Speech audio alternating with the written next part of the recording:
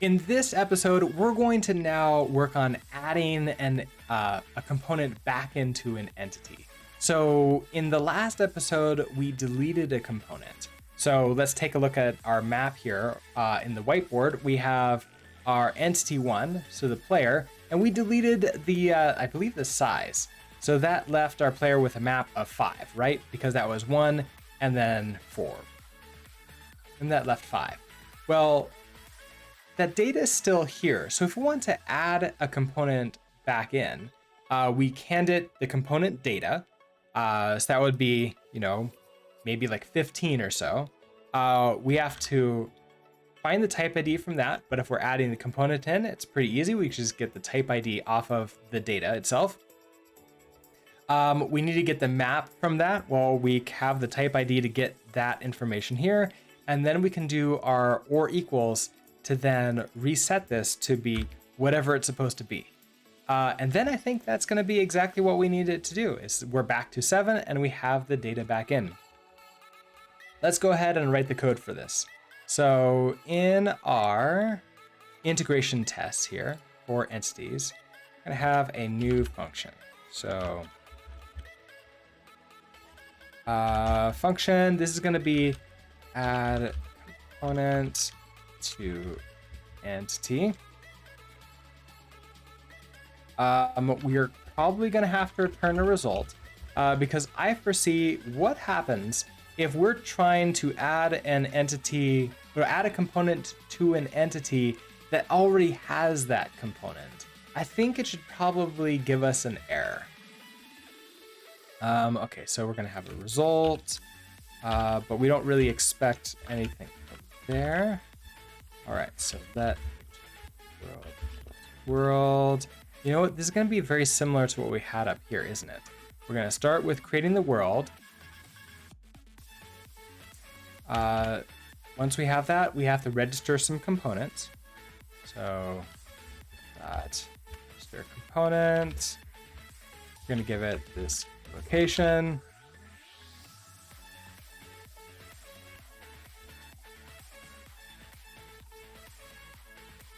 And the size. All right, so we have those. What's next? After we've registered our components, then I want to create an entity.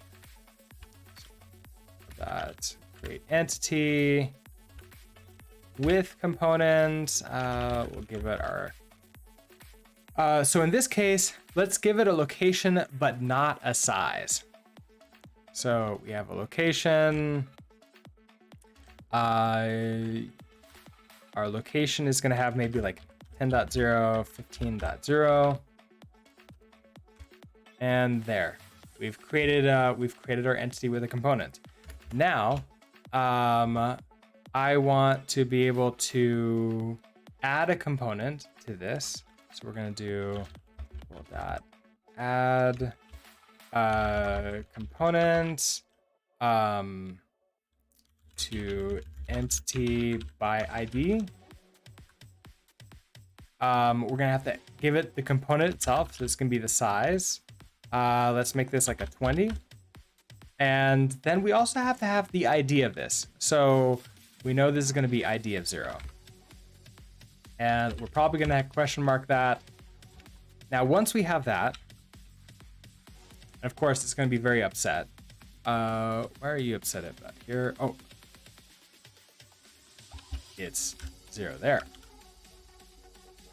Okay, so once we've done that, we should be able to query this out by both location and size.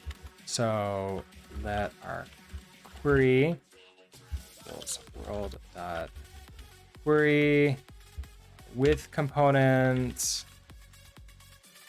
Let's do location. And another with component, and this will be the size. And then we'll run. Okay, so we should expect that we're gonna get 2 items in here. And I think that's all we're gonna really have to check here. Actually, no, wait, that's not true. We should get 1 item because we only have 1 entity, but it should have a length of 1. if we found 0 things, that's because we didn't add this component into it. So let's assert equal that query of position 0, so our list of indexes, length, you're going to be equal to 1. All right. Now we do need to add you in so we can run this test and get a failure state to main.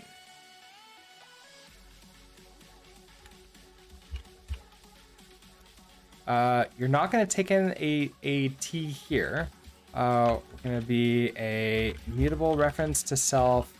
Now we're going to have the data that we're going to bring in here. So the component data, which is well, it's something, right? So it's probably going to be like an impl any. And then we're going to have our index, which is this usize. And we're going to return a result exactly like that.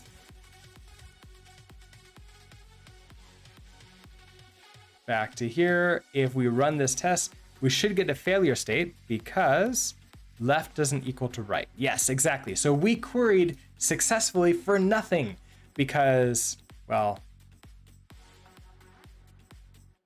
it doesn't have, our entity doesn't have a location and a size. So perfect. Now we can go write the inner loop test to then do the work. So let's go into entities here. Test. Okay, so we're gonna have function. This is gonna be delete. No, delete. This is add. Add component to entity by ID. We know we're gonna return a result. Okay, so what do we need to do? We need to create our entities.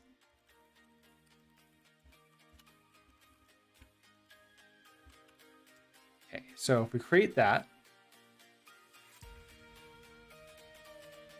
then what's next? We need to register some components. So the exact same thing we did before. So we're going to do these.register component. Let's register health. These register component and speed. Okay, so what's next? After that, we want to we probably want to create the entity with one of them. So entities dot create entity with component, and you can just give it a health with like 100, and that's it. All right, now we know that the map for this entity is going to be health is in position 1 here, so that's going to be a 1, and speed is 2, so combined together it should be a 3, right? So if we now do a entities dot add components to add component by entity ID, I guess.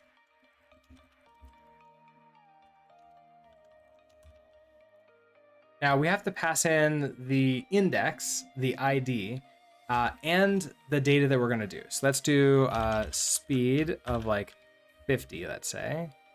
And we're also going to give index of 0. This we're expecting to have to question mark.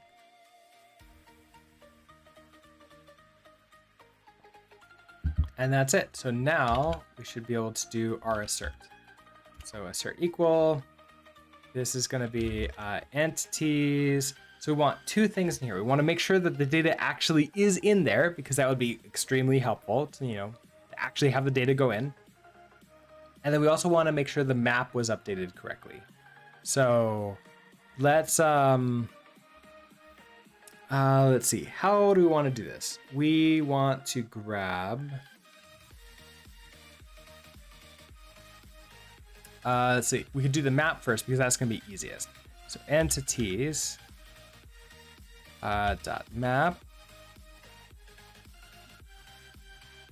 And why are you upset? You're probably upset because this doesn't actually exist yet. That's my guess. Entities dot map of position 0. You should now be equal to 3.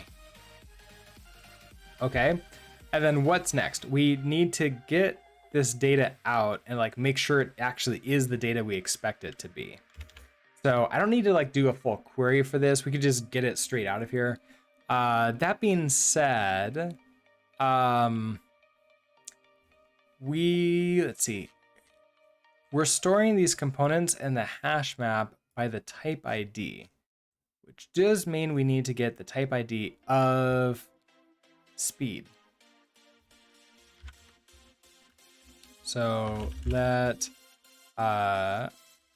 speed type ID, it's gonna be equal to, now something that I can do here, well, it doesn't really matter. We'll just do the good old type ID. I create all this. Type ID of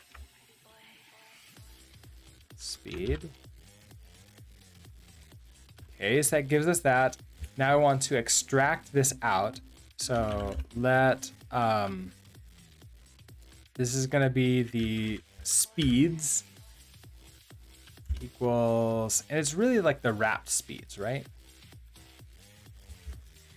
Wrapped speeds equals entities dot components. We're going to get by a reference to the speed type ID, and then we can just unwrap you because I mean, if you don't exist, we need to know. But the other tests are going to fail if this doesn't exist. So that gives us now our vector of now all these components. We just want the first one, don't we?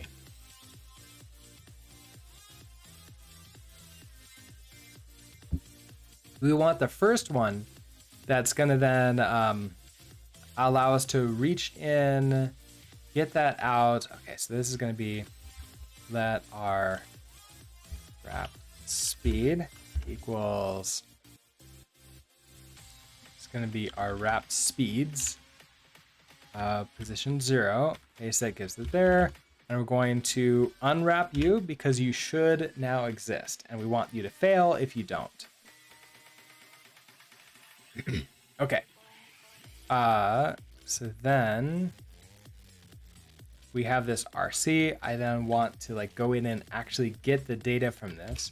So let a borrowed speed equals our wrapped speed dot borrow.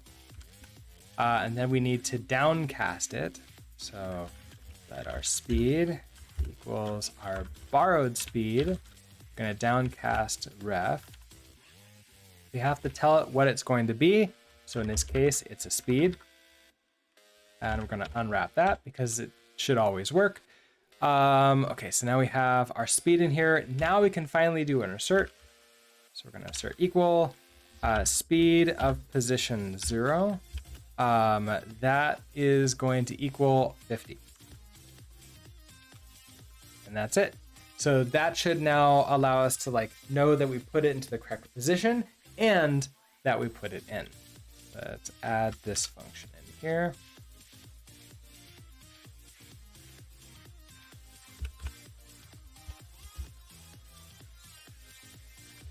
Now we're going to take in a mutable reference to self. We know we're going to take in the data. So the data, which is going to impl any, and the index, which is going to be this usize. We're going to return a result. Okay, so we'll just start with this. I'm going to run the function now. What are you upset about? Wrap speeds. Cannot move out of index. Well, I don't really want to move out of index here. So if I do, let's see, where am I doing my unwrap? My unwrap is here. We can just do a reference at this point, and that should, let's see.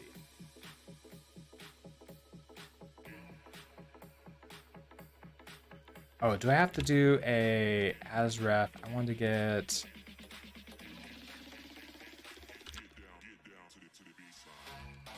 as ref. There you go. That's what it is. We'll put the as ref here. So that gives us a reference, but it's still an option. So we unwrap that and then we get the reference to the insides. All right, so let's run this test. We should still fail, but it should be because left doesn't equal right. And we're starting with the map. So the map failed here. And that's this one right here, yes. And then it doesn't run the rest of the tests for this, for this one. So we're gonna have to wait until we get this one to pass before we check this one next. All right, so let's make that test pass. So inside of here, what we want to do is get the type ID of this data. This should actually be pretty simple. Any actually remembers what type it really is. So do type ID is going to equal to this data dot type ID. So that gives us that. Now I want to grab the mask out. So, and then this is going to be the same thing that we did up here. So if we have a component not registered, we want to return an error that, hey, we're trying to add a component that's not been registered.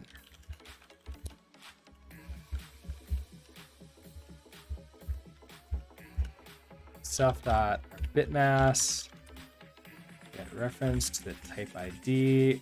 Don't do that to me. Then we're just going to return this mask. Otherwise, we're going to return an error, custom errors, component not registered.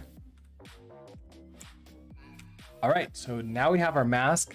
We need to update our mask. Now we have our index. This should be pretty simple. We should be able to do a self dot map of position index.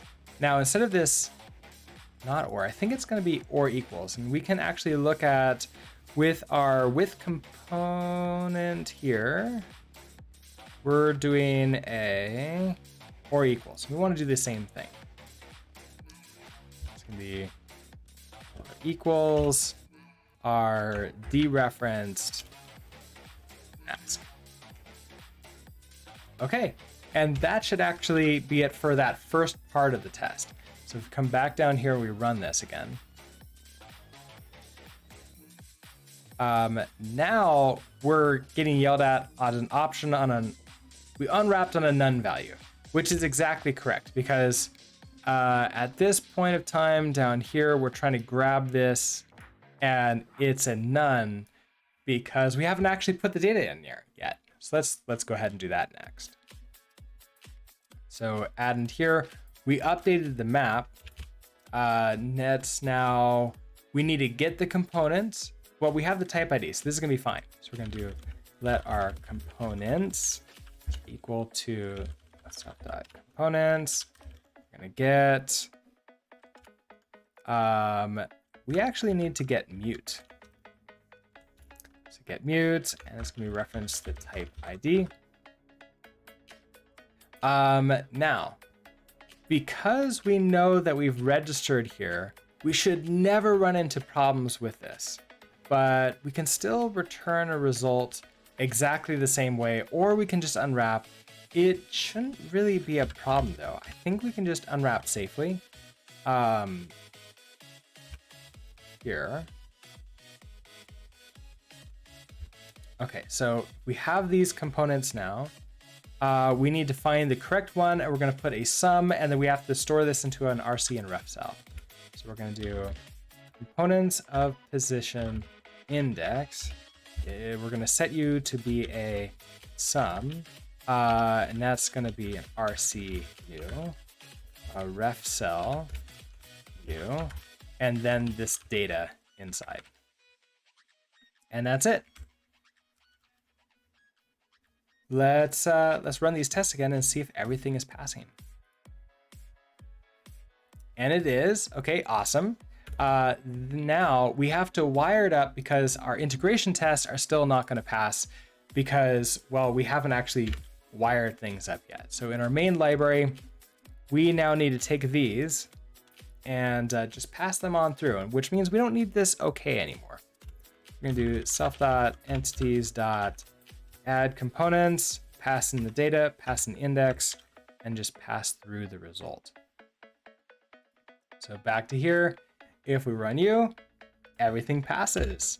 Okay, and we have no warnings, no errors. Everything seems to be working. So that is adding a component to an entity. I'll see you in the next video. Bye.